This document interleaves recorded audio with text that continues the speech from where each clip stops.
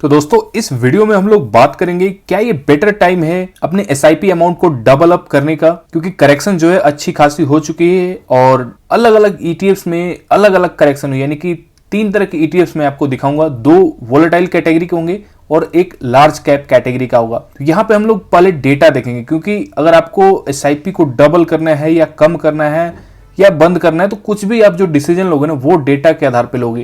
क्योंकि अगर आपको पता ही नहीं होगा कि पास्ट में किस तरह का डेटा है एंड किस तरह की करेक्शंस हुई है, किस तरह की तेजी आई हुई, तब तक आपको आगे की स्ट्रेटजी जो है वो बनाने में काफी मुश्किल हो जाएगी।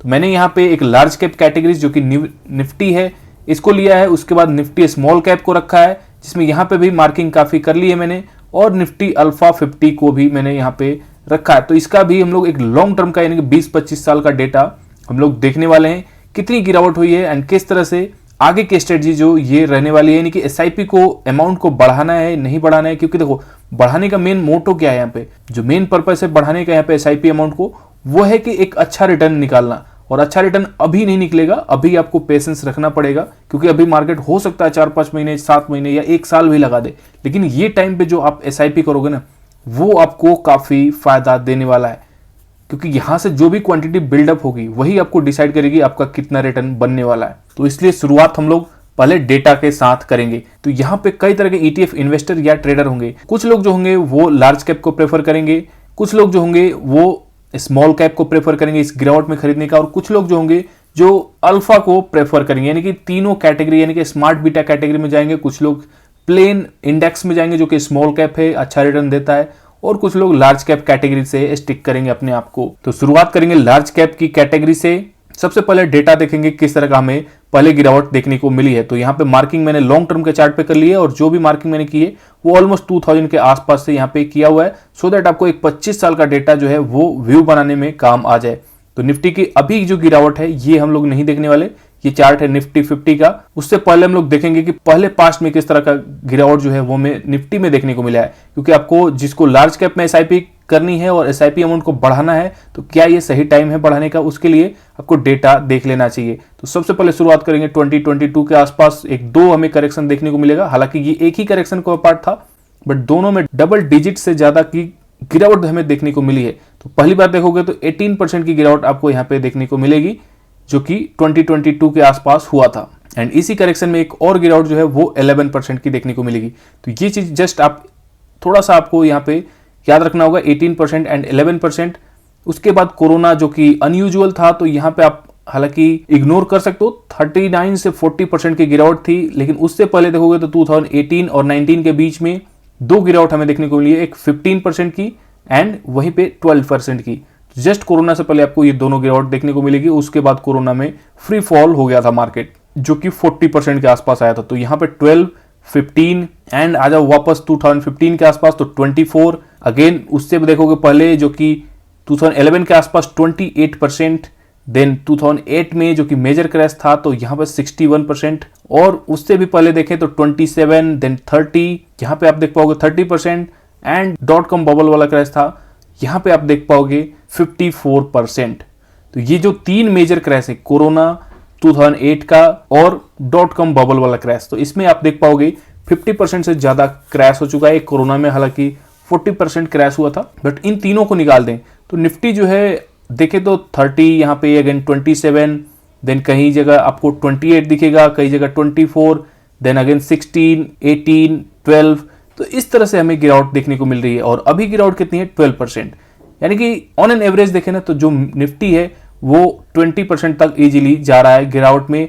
और कई बार, बहुत बार तो नहीं हुआ है, बट हालांकि कई बार ऐसा हुआ है कि 30% भी पहुंच चुका है, 30% के आसपास। तो इन दोनों के बीच में निफ्टी हमें फ्लक्चुएट करता हुआ दिखा है, जो कि एक अच्छा खासा करेक्शन है। अदरवाइज कुछ करेक्शंस तो 12% पे ही खत्म हो चुके हैं, क्या पता ये भी खत्म हो जाए, लेकिन ऐसा लग नहीं रहा है। बट जो भी होगा, हमारी जो तैयारी होगी ये 20 से 30 वाले ब्रैकेट में होने वाली है। मोस्टली 20 के हिसाब से देखेंगे, क्योंकि 30% भी कई बार नहीं गया है, बहुत कम ही बार ऐसा हुआ जो 30% के आसपास हुआ है करेक्शन। लेकिन कोई भी करेक्शन है वो 30% पहुंच सकता है, इतना हमें पता है। तो अब अभी आप देखो तो अभी आपको 12% की गिरावट देखने को मिली। तो इससे देख के आपको क्या लग रहा है कि यहां से गिरावट जो है ये इजीली 8% और बढ़ सकती है, यानी कि 8-9%, 10% बढ़ सकती है अगर ये 22% क्रैश होना हुआ तो। तो यहां से आपको एक दो चीज समझनी पड़ेगी। एक तो आपकी बाइंग एवरेज कहां पे और आपकी कैपिटल किस तरह से है।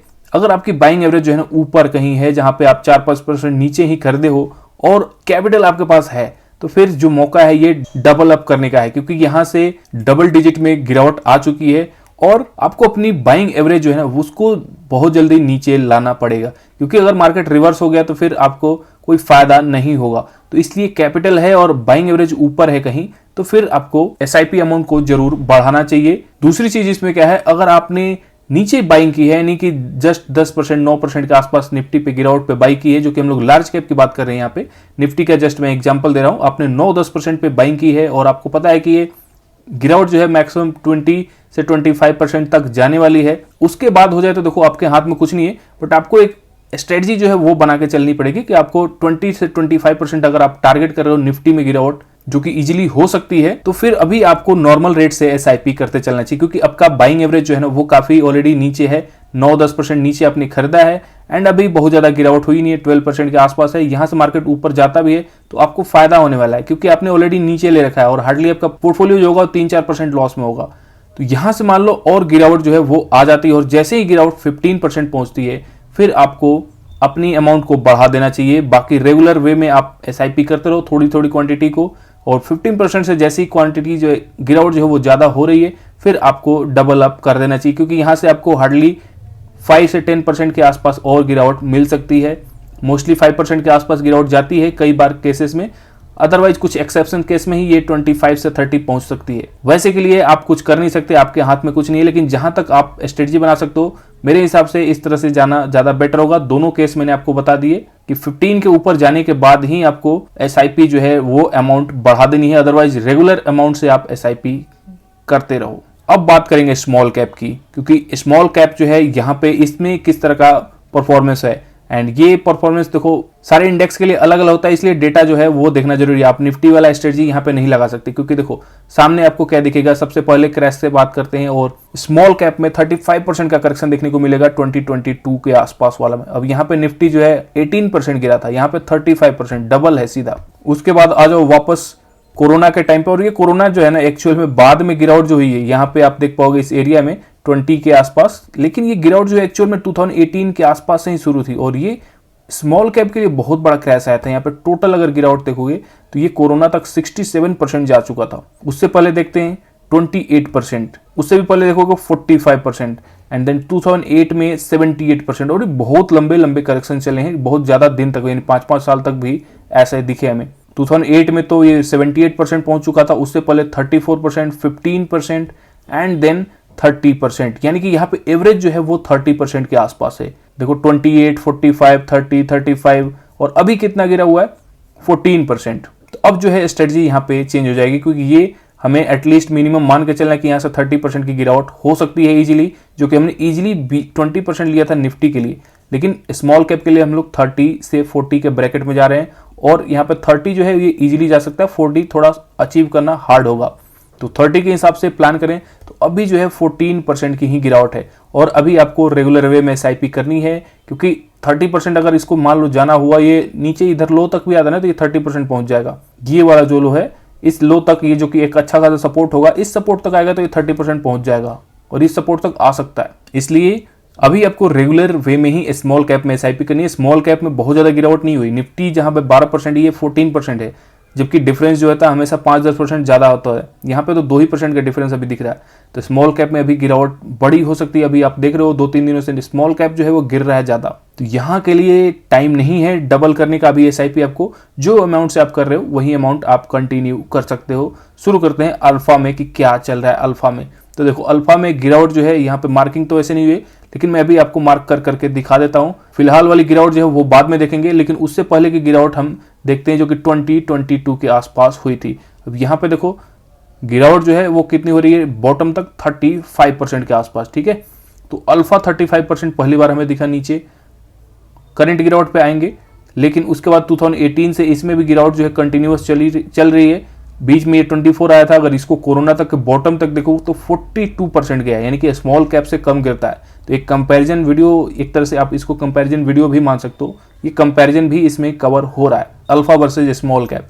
देखो स्मॉल कैप जो है यहाँ पे 67% गिरा था, ये 41%, तो अंतर है, डिफरेंस है। 2015 के आसपास जो कि एक बड़ा करेक्शन यहाँ भी चला था, तो बॉटम तक देखें 20%। उससे पहले वाली गिरावट देख लेते हैं जो कि 2012 के आसपास है, इसमें 21% गिरावट जो है यहाँ पे आप देख पाओगे। जो ये ब्लैक कलर की है लाइन, यहाँ पे आपको गिरावट 20% दिखेगी। उसके बाद यहाँ पे भी देख लो जो कि है 2011 के आसपास, एंड ये है 29% के आसपास। फिर 2008 का जो मेजर क्रैश था, यहाँ अगर देखें तो ये 79 या 80% मान सकते हो। तो अल्फा में ऐसा पावर है, देखो 80% तक आपका वैल्यू जो है वो चला जाएगा। फिर देख लो 37 या 40% के आसपास, यहाँ पे देख लेते हैं जो कि है 25% के आसपास, ये 2007 में था। तो यहाँ भी देखें तो 30% के आसपास जो है ना गिरावट हो रही है, और 30% के हिसाब से यहाँ भी आपको प्लान करना पड़ेगा 30 से 40 के बीच में। तो 30 से 40 के बीच में जो हमने स्मॉल कैप में यहाँ पे प्लान किया था, ऐसे ही अल्फा में भी आपको प्लान करना है। और अल्फा में अभी कितना चल रहा है, क्योंकि ये इंपॉर्टेंट है। स्मॉल कैप में तो हमने देखा अभी 14% ही गिरावट हुई है, वहां पे 30% पहुंचने में टाइम है, इसलिए आपको रेगुलर वे में चलना पड़ेगा। लेकिन यहाँ पे 21% गिरावट हो चुकी है ऑलरेडी, तो ये गिरावट अच्छा खासा हो चुका है। और आप यहाँ पे चाहो ना तो थोड़ा सा एसआईपी अमाउंट, डबल तो नहीं बट एटलीस्ट थोड़ा सा अमाउंट जरूर बढ़ा सकते हो, क्योंकि 20% से ऊपर करेक्शन होना एक अच्छा खासा आपको मौका दे रहा है। हाँ, इससे जो है वो गिरावट और ज़्यादा चली जा सकती है, जो कि 30% हम बोल रहे हैं ईजिली जा सकता है। लेकिन यहाँ से अगर देखें 30% भी जाता है तो आपको हार्डली 10% यहाँ से और फेस करना पड़ेगा। तो क्वांटिटी जो है वो आपको बढ़ाने के लिए ना, क्योंकि चीपर रेट में मिल रहा है, 20% चीपर रेट में मिल रहा है, तो फिर थोड़ी सी क्वांटिटी को बढ़ा के आपको जरूर एसआईपी करनी चाहिए अगर आपका फंड अमाउंट परमिट करता है तो। क्योंकि अगर कैपिटल नहीं होंगे तो फिर प्रॉब्लम होगी। लेकिन कैपिटल जो है वो कहीं ना कहीं से आएगी, कहीं ना कहीं उनको रेगुलर इनकम कहीं ना कहीं से आ रही होगी। तो जिनके लिए रेगुलर इनकम आ रही है उनको तो प्रॉब्लम नहीं है। रेगुलर इनकम मंथली जब भी आ रही है, आप कुछ अमाउंट जरूर इसमें इन्वेस्ट करो। यही मौके होते हैं गिरावट में, और यहाँ से फिर जब इस साल भर बाद मौका निकल जाएगा तो फिर आपको 2-3 साल बाद ही मौका मिलेगा। जनरली ऐसा देखा गया है, आप देख पाओगे। जो बुल रन आते हैं तो फिर 1-1.5 साल चलते हैं। अगेन यहाँ पे भी देखो, कहीं भी आप देख लो, बुल रन आएगा तो एक अच्छा खासा मौका आपको देगा। बीच बीच में जो है एसआईपी बिल्ड करने का भी 1-1.5 साल तक मौका मिलता है। तो ये मौका है एसआईपी करके क्वांटिटी को बिल्ड करने का, जो कि मैंने आपको alpha, small cap and Nifty के हिसाब से, तीनों के हिसाब से स्ट्रेटजी बताई। तो आई होप कि ये स्ट्रेटजी आपको अभी पता चली होगी कि अभी मार्केट में क्या करना है, कितने अमाउंट से एसआईपी करनी है। तो जो भी अब अमाउंट लगा रहे हो, तीनों ईटीएफ्स के हिसाब से मैंने बता दिया कि किस तरह से आपको डबल अप करना है या नहीं करना है, किस में थोड़ा सा अमाउंट बढ़ाना है, किस में डबल करना है एंड किस में अभी रेगुलर वे में चलना है। तो आई होप कि ये वीडियो आपको इन्फॉर्मेटिव लगा होगा। चलो मिलते हैं नेक्स्ट वीडियो में।